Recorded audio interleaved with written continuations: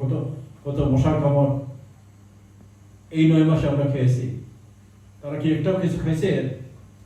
University বসে হোস্টেলে থেকে থেকে অবাবার টাকা পয়সা খেয়ে তারা এখন হয়ে গেছে সব যাত্রা। তো এটার জন্য খুব দুঃখ হয় আমাদের এবং আমাদের জাতির জন্য, বাংলাদেশের জন্য খুব দুঃখ হয় যে আমরা আজকে এই সময়টা পার করতে হয়েছে আমাদের। তো আমরা নিরাশ হব না।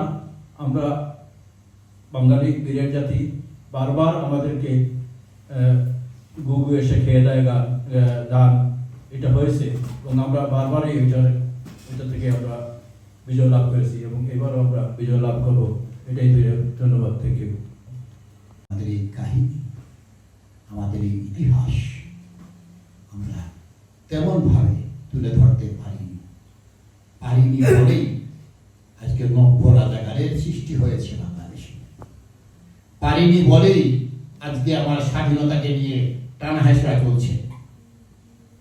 আমি যদিও বিশ্বাস করি উত্তরণ আমাদের ঘটবে। ইতিহাসে আমরা বারবার দেখেছি আমার বাংলার ইতিহাস বড় বেশি বিজয়ের ইতিহাস।